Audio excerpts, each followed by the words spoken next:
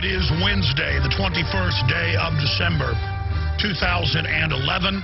Our nation and the rest of the world, from China to England, from Russia to Mexico, is being imploded by design and brought to its knees through controlled depression. We have this from the IMF and World Bank documents, BBC 2002, their plan, and they are now carrying it out.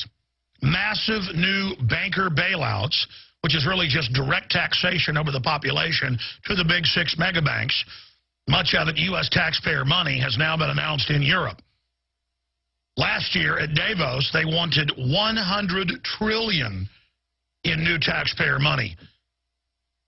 The power to tax is the power to destroy. The globalists want to shut down all of their competition. The worst of the worst have competed to get control of society. They engage in high-tech propaganda to manipulate and befuddle and bamboozle the dumbstruck population. We are here to shake people out of their morass, out of their dazed existence, to become actual actors in the game of life, to be on the field, not mindless, programmable spectators, nothing but virtual biological androids. I knew this would come. I knew that Louisiana and surrounding areas were a beta test. I knew at the time they were going door-to-door confiscating guns in the high and dry areas and killing U.S. citizens. It was all a big exercise in martial law and media control. The government cut the police lines. Sheriffs and others went public. They jammed police communications as the storm hit so they could claim that the police stood down and set a pretext for FBI leading regular Army, big Army, National Guard, and military police and SWAT teams from around the country. You saw that happen almost 6 years ago. Now, as the welfare state implodes, as the crime accelerates in Chicago, in fact, I'm going to have Paul Watson and Nemo add this right now, in Chicago and in New Orleans, but the new article is on Louisiana and New Orleans. Remember Blagojevich, just a month or so before he got indicted. You can pull this up. It was in the Associated Press and the audio of it, and said, we want National Guard and regular Army doing door-to-door gun sweeps. And they've actually had them now in Chicago quietly. So we should, by the way, add that caveat to this to show folks that it is a Democratic Party, but Bush did it as well, operation where they've got state reps on TV saying we want troops on the streets to stop the guns and the drugs. The guns the government ships in and the drugs the government ships in. Here are the articles by Paul Joseph Watson and Alex Jones. Louisiana state officials calls for troops on the streets. National Guard engaged in door-to-door gun confiscation during Hurricane Katrina. That was a beta test. And here is Kurt Nemo's excellent article, top story at Infowars.com as well. Martial law attempt in Louisiana echoes Ron Paul's warning. Do I need to tell you to get these articles and get them out on Facebook, Twitter? YouTube's got social network systems as well. Do I need to tell you to do that?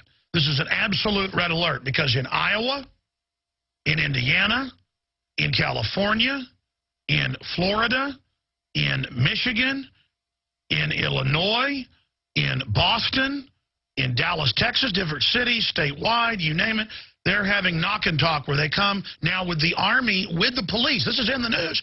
We'd like to talk about your firearms today, ma'am. Mind if we come in? And then they basically force their way in. In Boston, they admit they just forced their way in. No warrants. And they are really getting the police drilled and ready to commit these crimes under peer pressure.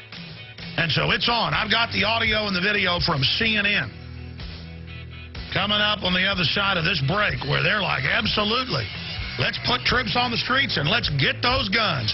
That's how you fight crime. The war on drugs is not going to be the war on your guns. And the same people ship both in to the criminals. Do you understand how dark it is? How far down the line we are? How late it is? A Louisiana state official says crime in New Orleans is out of control. So much so that he is now asking that the National Guard be brought in to patrol the city's streets. And this was all sparked by the recent death of a toddler. So Here's the background. Just this past weekend, Kira Holmes was gunned down while playing outside of her home, and her family held a vigil with candles and birthday balloons in the same courtyard where she was killed. She was to be turning 2 right around Christmas, and emotions ran high as family members spoke of the little girl who never got to see her second birthday. My grandbaby is gone. I will never see her first school. I will never see her go to church.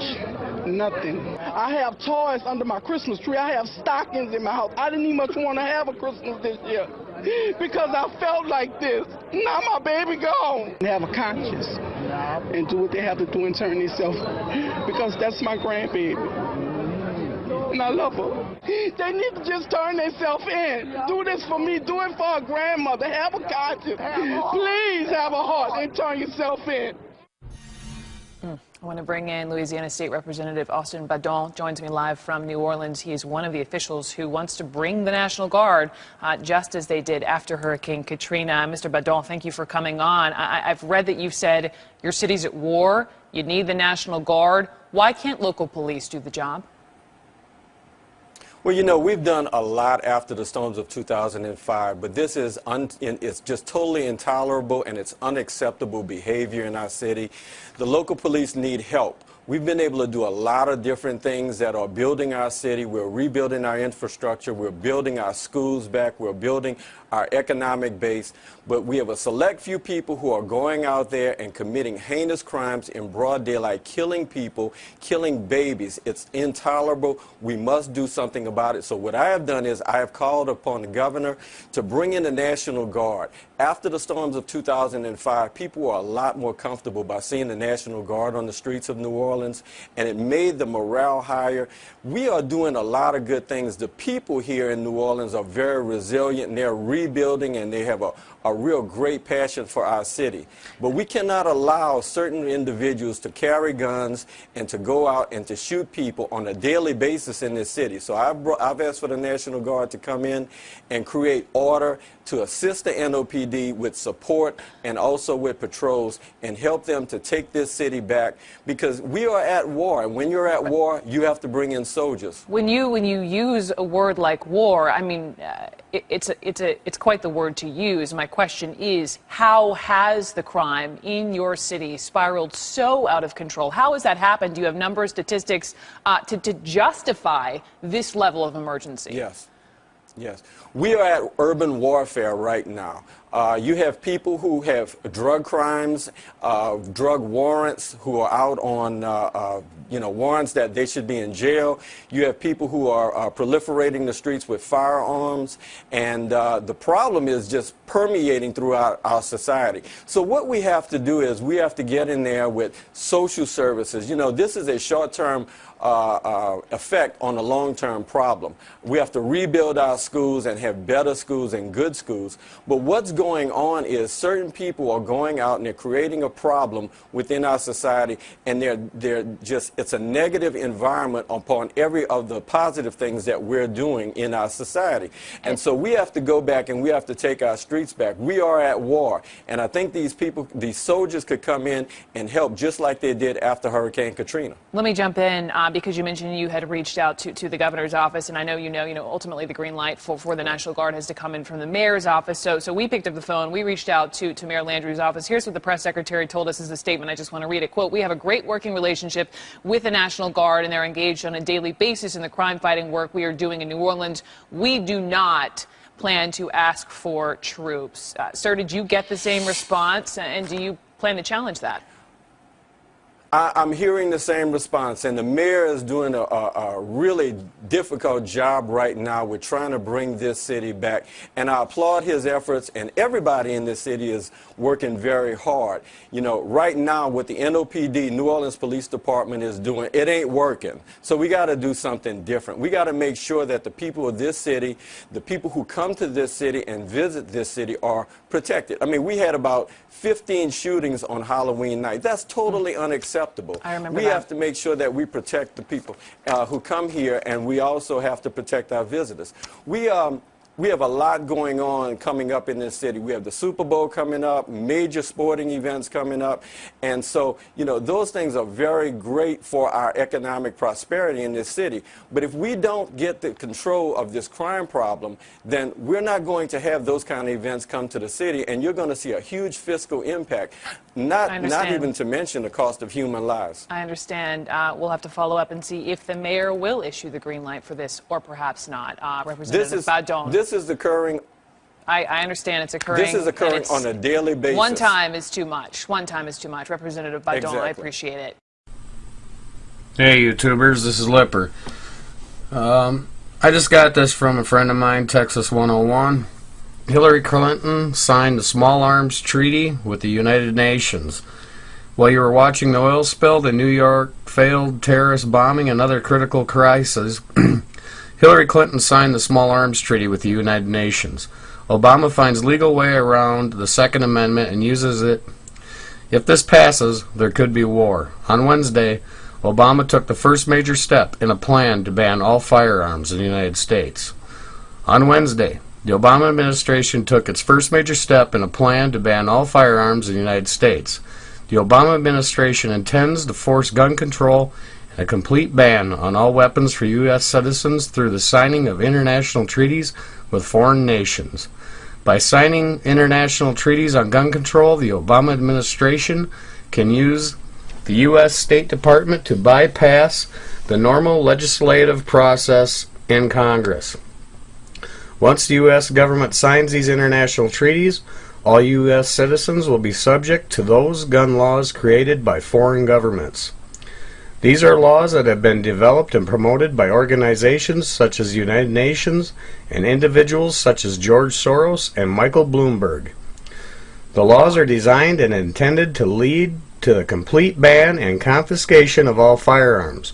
The Obama administration is attempting to use tactics and methods of gun control that will inflict major damage to our Second Amendment before U.S. citizens even understand what has happened. Obama can appear before the public and tell them that he does not intend to pursue any legislation in the United States that will lead to new gun control laws. While cloaked in secrecy, his Secretary of State, Hillary Clinton, is committing to the U.S. to international treaties and foreign gun control laws. Does that mean Obama is telling the truth? What it means is that there will be no publicized gun control debates in the media or votes in Congress.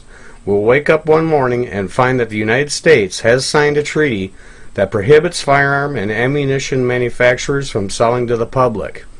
We will wake up another morning and find that the U.S. has signed a treaty that prohibits any transfer of firearm ownership.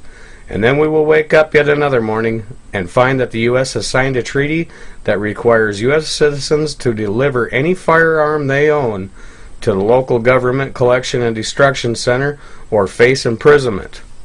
This has happened in other countries past and present. This is not a joke or a false warning. As sure as government health care will be forced on us by the Obama administration through whatever means necessary, so will gun control. Read the article, U.S. Reverses Stance on Treaty to Regulate Arms Trade Washington, Reuters.